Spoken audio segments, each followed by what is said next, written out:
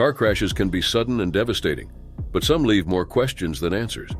In these cases, lives were lost under baffling circumstances, identities remained unknown, and cryptic clues fueled decades of speculation. These 5 crashes stand among the most mysterious ever recorded, haunting investigators and families alike.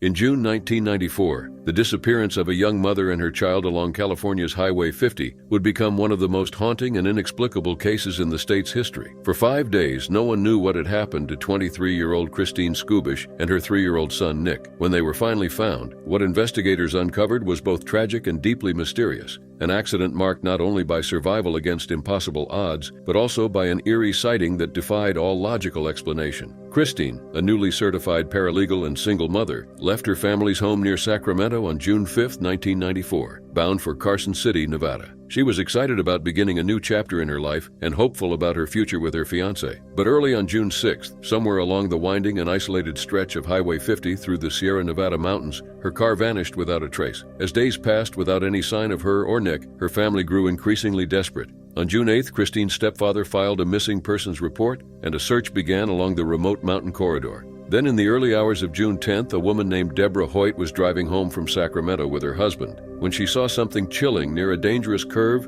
known as Bullion Bend. Lying on the roadside was what appeared to be a naked woman, pale and motionless, positioned on her side with one arm over her head. Shocked and unsettled, Deborah stopped at the nearest phone booth and contacted the police. Within minutes, patrol units searched the area, but they found nothing. No sign of a body, no evidence of an accident. The mysterious sighting was left unexplained, but its significance would deepen the next day. At daybreak, Deputy Rich Strasser, aware of both the missing person case and the odd report of the naked woman, decided to check the area again in daylight. While driving along Bullion Bend, he noticed a small black tennis shoe on the side of the highway. When he stepped closer, he realized the ground dropped sharply into a deep ravine. Peering down through the trees, he spotted the twisted wreck of a Hyundai at the bottom of a 40-foot embankment. Strasser scrambled down and discovered Christine still strapped into the driver's seat, fully clothed and clearly deceased. Then in the passenger seat, he found young Nick naked and curled in a fetal position. At first, Strasser believed the child was dead, but when he reached for a pulse, the boy took a shallow breath. Nick had survived 5 days alone in the wreckage. 5 days of searing daytime heat and freezing mountain nights. He was suffering from dehydration, hypothermia, and blisters from poison oak, but he was alive. Authorities concluded that Christine had likely fallen asleep at the wheel sometime after 2 a.m. on June 6th. The car plunged off the highway, rolled down the slope, and landed hidden among trees where passing motorists couldn't see it. Christine most likely died instantly from internal injuries. Investigators found no food or water in the car, meaning Nick had endured the ordeal without sustenance, surviving only by an extraordinary stroke of fate. Doctors later stated that he would have had only hours to live when he was found. The mystery that lingered was the sighting that led to his rescue. Deborah was adamant that she had seen a naked woman lying beside the road the night before, yet Christine had been found fully clothed, still seatbelted in her car. There was no evidence that anyone else had been on the roadside, and the body she described could not have been physically present. Some speculated that Deborah had seen Nick, who was found unclothed, but this seemed unlikely. He was much smaller, and the figure she described was unmistakably adult.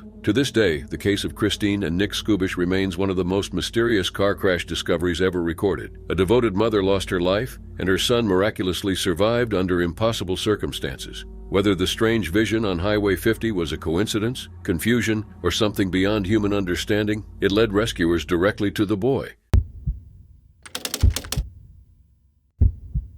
In the early hours of June 18, 2013, Los Angeles was enveloped in the quiet stillness of dawn. Streets that would soon awaken with traffic and the rhythm of city life were at that moment nearly deserted, with only the occasional streetlight casting long shadows across the asphalt. For Michael Hastings, a 33-year-old journalist known for his fearless reporting and unflinching pursuit of truth, those hours would prove fatal, though the details surrounding his final moments would raise questions that lingered far beyond the crash itself. At approximately 4:25 a.m., Hastings' silver 2013 Mercedes-Benz C250 coupe traveled at high speed down North Highland Avenue in the Hancock Park neighborhood. Witnesses later described the vehicle as fishtailing violently, with sparks flying from the undercarriage before it collided head-on with a palm tree and erupted into flames. The impact was catastrophic. The engine and transmission were thrown more than 50 yards from the wreck, and the car's structure was left mangled. Hastings' body was burned beyond recognition. Identification came through fingerprint comparison with FBI records. Coroner and police reports concluded that the cause of death was massive blunt force trauma consistent with a high-speed collision. Small amounts of illegal substances were detected in his system, though officials determined the levels were unlikely to have impaired him at the time of the crash. In the day prior to his death, Hastings had exhibited unusual behavior that fueled both concern and speculation. He contacted colleagues via email, indicating that he was onto a big story and needed to go off the radar. Hours before the crash, he attempted to borrow a neighbor's car, citing fears that his own vehicle was being tampered with. Family members had flown from New York to Los Angeles that same day, planning to intervene due to concerns over what they described as a possible manic episode, similar to past struggles involving substance use. Despite these efforts, Hastings left his apartment undetected and drove into the early morning hours, ultimately meeting the violent end that would claim his life within seconds of impact. In the aftermath, the Los Angeles Police Department conducted a thorough investigation and found no evidence of foul play, with the coroner confirming a single vehicle collision against a fixed object. Friends and colleagues noted Hastings' intense focus on national security and high-profile stories, particularly his reporting that had previously led to the resignation of General Stanley McChrystal. While his widow, Elise Jordan, and family members described the crash as a tragic accident resulting from reckless driving during a period of personal instability, others speculated about external interference, citing the journalist's work on sensitive subjects and comments from former counterterrorism official Richard Clark regarding the theoretical possibility of a cyber attack on vehicles. Hastings' death left a void in the world of journalism. He had been celebrated for exposing truths that many sought to keep hidden, earning accolades, including the George Polk Award for his groundbreaking Rolling Stone profile of McChrystal. Yet the combination of his sudden, fiery death, the unusual behavior preceding it, and the high-profile nature of his work has led this case to be remembered as one of the most mysterious and haunting car crash deaths recorded, leaving questions that remain unresolved even as the official record attributes his demise to a tragic accident.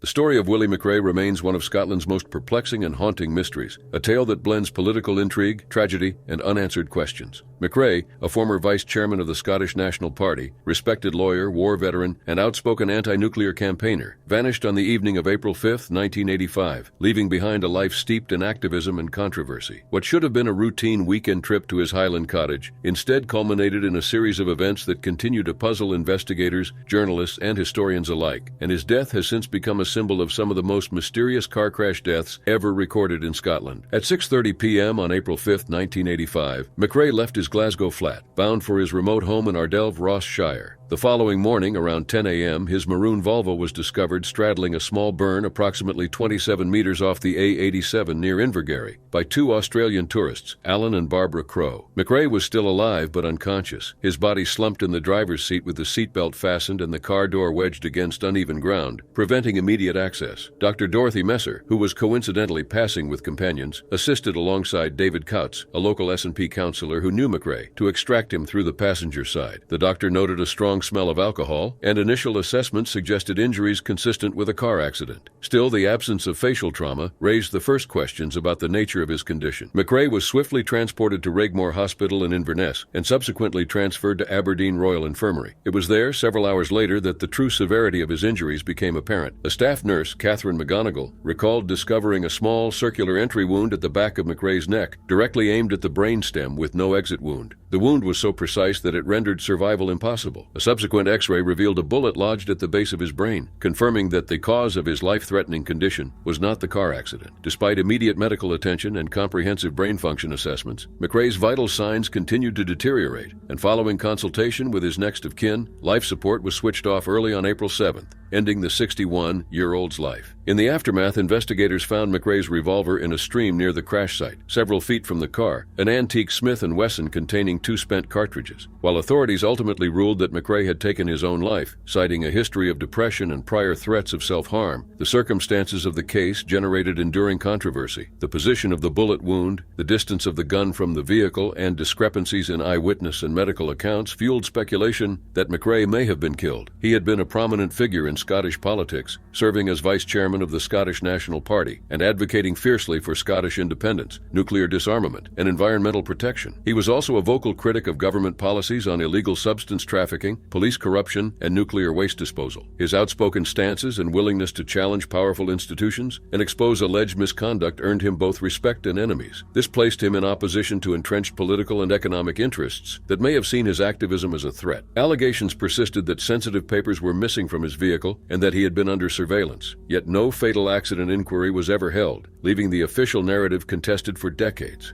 Despite repeated campaigns for further investigation, including the privately funded Justice for Willie review in 2016, which found no evidence contradicting the conclusion that McRae had ended his own life, unanswered questions linger. Former colleagues, political allies, and observers note inconsistencies in police reports, differing accounts of medical findings, and McRae's contentious position as a vocal activist challenging powerful interests. From the isolated Highland Road where his car was found to the intensive care unit in Aberdeen, where the fatal bullet was confirmed, every detail of McRae's final hours continues to provoke debate and intrigue. His death is not merely a footnote in Scottish political history. It is a somber, unresolved chapter that has inspired plays, documentaries, and ongoing calls for a judge-led inquiry, ensuring that 4 decades later, the mystery of Willie McRae endures.